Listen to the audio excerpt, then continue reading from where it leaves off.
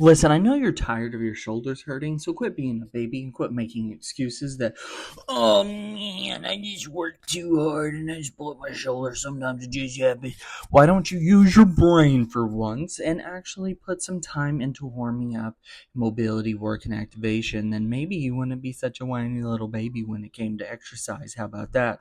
So now the best way to warm up your shoulders and everything else before you get ready to work out, specifically why I'm mentioning shoulders because I'm about to bench, is you need to work on external rotation. This has been proven by so many people, sources that I do not care to reference or check right now. So you know what? Look at it. Look at it. This is what I mean right here, right now. Warm up. Work on your external rotation. I mean it. I swear. So, external rotation, different planes of motion, different degrees, different angles, different pulls, different lines of pulls, different modalities, different ways for you to engage, different musculature that you typically don't use.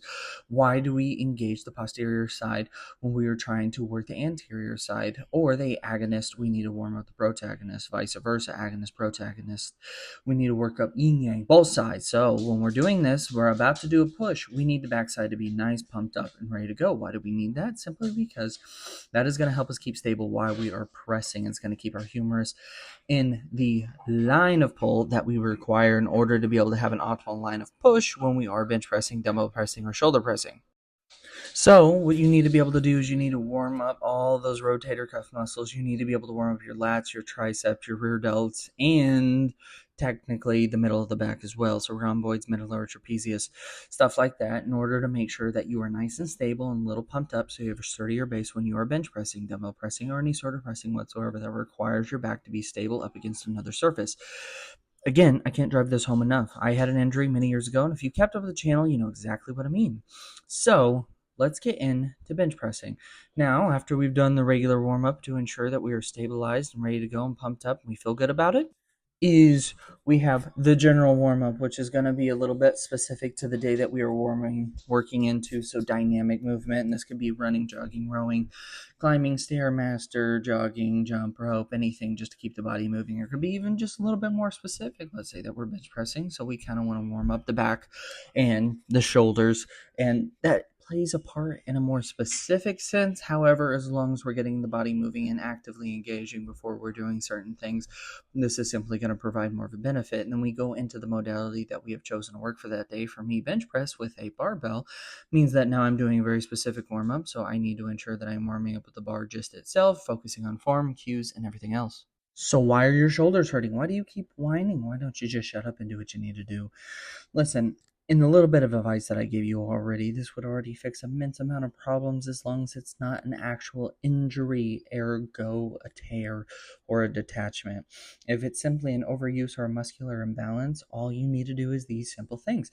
These things will help, you can also add in deep tissue massage, dry needling, and cupping, depending on the health modality and your condition, making sure, assuming that you're completely healthy and just fine, you don't have any previous medical conditions or anything like that, you will be more than fine. So make sure you consult your doctor or at least know your medical history to the point where you know that you can utilize a lot of these things. Because if you actually have an injury, a tear, a detachment, or any other things that might actually need surgery, then, my advice isn't going to help you. So just so you know, eventually it will help you if you follow the procedure after surgery. So as you warm up in your bench press, you want to pick proper jumps so you don't over hit volume. You don't over fatigue before you get up to the top set, because the last thing you want to do is get up to that weight that you know you can do or you need your heavier reps. And all of a sudden, oh no, you're tired. Oh, you can't hit it. I don't know what happened. It's because you didn't use your brain. And that's okay. We all have days like that. We don't use our brains all the time. Simple fact. Be smart about it. Plan ahead. Get help. Have a trainer. Have a coach. Talk to someone else in your gym. Talk to somebody that you know that lifts weights. Talk to them about advice that they get. Now, is everyone going to give you good advice? No. I've known a lot of people that gave absolutely horrible advice, and it was just going to lead to people getting seriously injured. So find someone that's reputable and actually has a good track record of getting people results.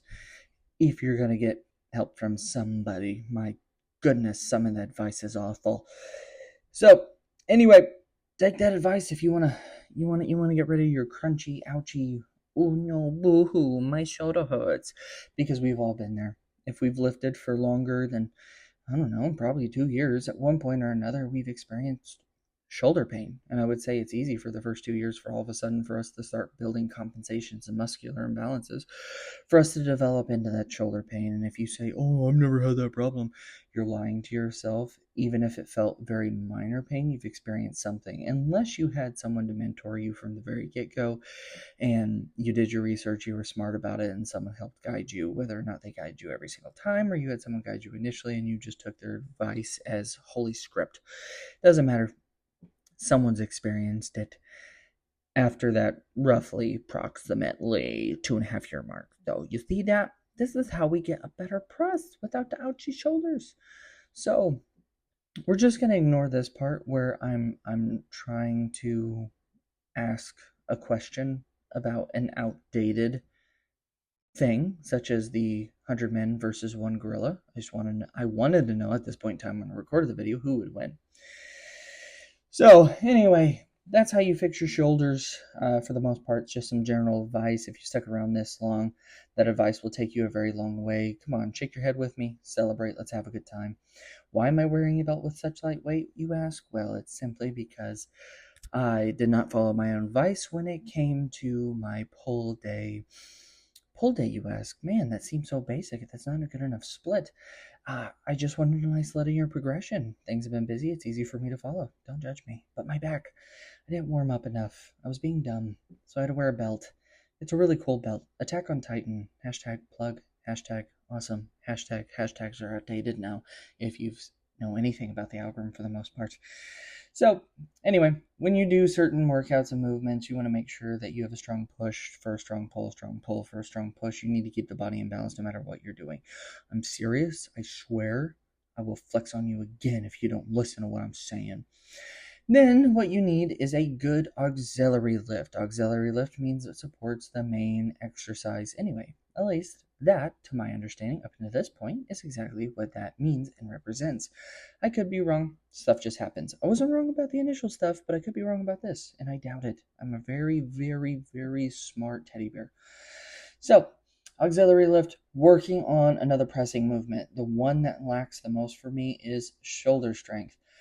Now, for me personally, it's something that I need to prioritize more than my bench press necessarily. However, my ego gets in the way. It's very simple. I'm just calling myself out here just for the simple fact that I want to prove that I'm not acting like I know everything. And I know at the beginning of the video I came off as very arrogant, but I did that on purpose. I wanted your attention.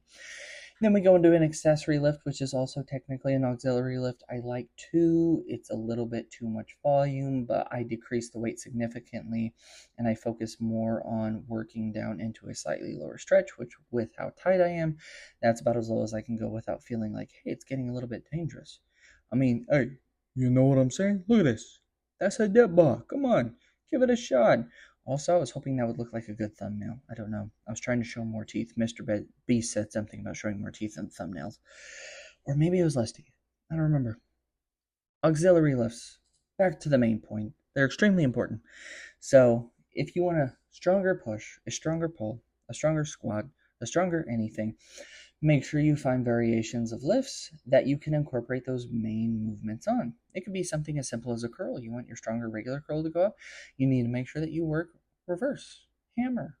You can do incline, decline, concentrated. I won't say to do preacher because the loaded position at the very end of range of motion does put you in a bit of a compromised, dangerous position. There's several factors why people detach their biceps in that movement. It's not ideal.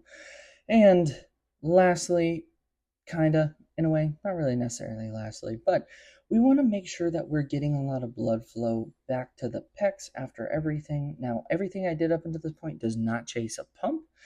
It is chasing strength, control, form, movement, and slightly additional volume. But the plate presses not only help target the inner part of the chest just because you can bias the tension where we're at closer to the insertion or origin based off angles and movement. Plate pushes are a great way to target it more in the middle next to the sternum. And, I used to do these a lot and my chest looked really, really good. And this is more aesthetic based, not necessarily performance based, but very, very fun. Add them into your routine. It's very simple, very easy. Work them in, do a superset with them. They're very fun and they feel phenomenal, especially if you haven't done them yet. Now we want to work on to working those shoulders. What head You know what? Let's pop quiz this. Let me preface this. Pop quiz. Which head of the shoulder is most neglected? Now, Jeopardy sound effect. Do do do do do do do do do do do do do do do do. It is the lateral delt for the most part. Some people neglect the rear delts more than the lateral delts, and it's mostly because the stigma that arose that nobody ever works the lateral head of the delt, several years ago, and now everyone's like, oh, I do lateral raises all the time. People still don't do them. It was a trend, died off, and then people stopped doing them. No one works them enough, and you need to be able to work your rear delts, your front delts, and your side delts as much as you do anything else. Side delts don't necessarily get hit with any of the other accessory compound movements or main movements, so make sure to show them a little bit of love. Now, we're also going to work on our triceps. This is accessory movement. Triceps are a major contributor to pressing power, whether overhead, horizontal, or incline, decline, doesn't matter.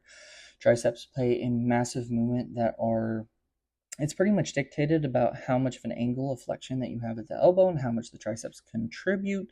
So make sure that you work them. I have to use a band, and I'll tell you what, the accommodating resistance and the accelerating resistance as you push down towards the more stretch portion of the band, because smart worms are getting really hard. It gets really hard at the bottom. So lockout position definitely gets really strong. Top part of the position, not so much, but you can always change and do partials and then take a kneeling stance depending on where you attach the band, but get a little extra volume in. So that is my advice to you for today. For your chest and your shoulders, make them feel good. Show me love down below. Come on, it's free. Just do it. Just do it. Look, I'm dancing. It's worth hitting a button. So let me flex for you. As always, stay growing and stay smalling. I'll see you in the next video. Till then, later. Dancing, and I'm dancing, and I'm dancing.